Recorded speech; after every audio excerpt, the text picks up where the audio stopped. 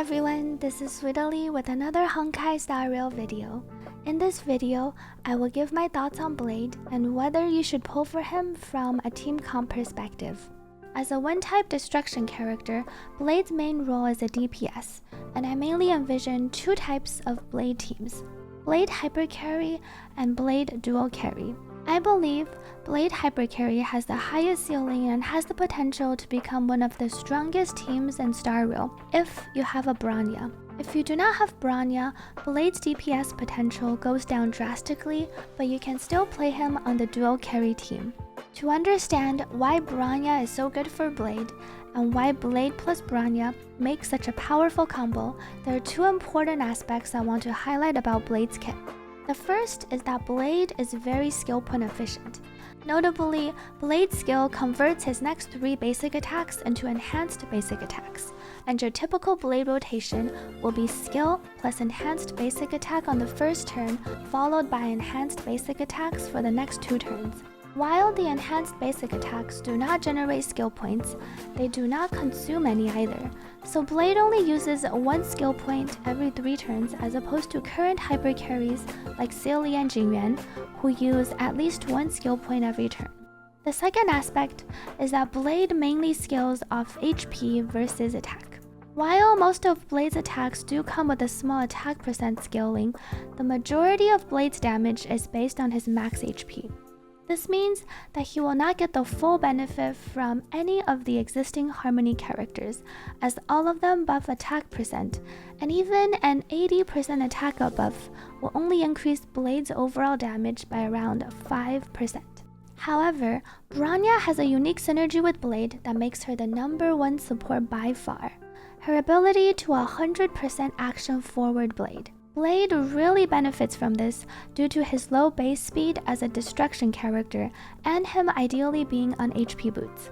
In addition, Bronya's skill gives damage up, which is a damage multiplier that Blade can greatly benefit from. For reference, 80% damage up comes out to be about a 40% overall damage increase for Blade. In the past, Bronya has been notorious for being a good support on paper, but in reality being less than optimal because using her skill and then your DPS's skill all the time is very taxing on your skill point economy. Blade with Bronya, however, does not have the same problem, since most of the time when Bronya pulls Blade, he will be using his enhanced basic attack, which does not consume any skill points. Therefore, the best Blade Hypercarry team will require Bronya and will look something like this: Blade, Bronya, Luocha, and Silverwolf. Luocha can be replaced with any other healer and Silverwolf with Pella. Silverwolf can be a bit awkward on this team since there are 3 different types: Wind, Imaginary, and Quantum. However, Hoyoverse recently teased Lynx, the upcoming Quantum Abundance 4-star character. When Lynx releases, she can potentially replace Luocha and enable a Wind plus Quantum duo type team, which might make this comp even stronger. If you don't have a Bronya, Blade's hypercarry potential will be much lower. For reference, a Blade, Asta, Luocha, Silverwolf team will likely be doing 50% or less damage compared to a Blade, Bronya, Luocha, Silverwolf team. But you can still play Blade with Asta, who in this case you can think of as purely a speed buffer for Blade. As mentioned earlier, Blade is slow but wants to move often, and in lieu of Bronya, Asta is pretty much the only other viable option, as she can give Blade 50 speed with 100% uptime using her ultimate. Blade plus Asta also works well in the dual carry team comp, which lets you slot in another DPS to benefit from all of Asta's buffs while taking advantage of Blade's low skill point usage. For your second DPS, you'll ideally want to choose someone who isn't too skill point hungry and doesn't suffer too much from using basic attacks when necessary. Sealy and Sushang are good candidates among others.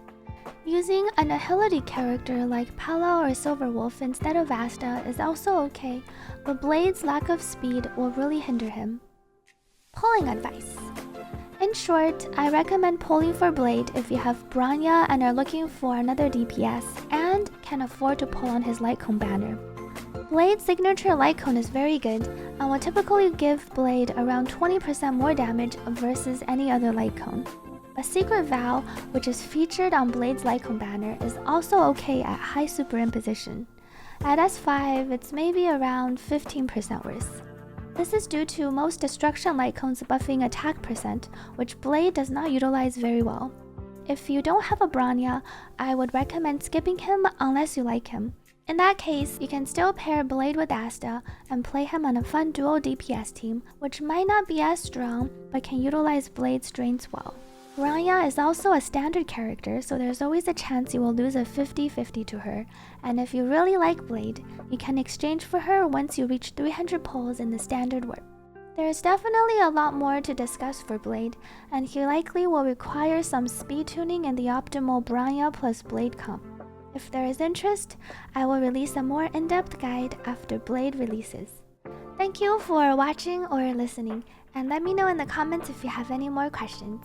Good luck if you're pulling for Blade.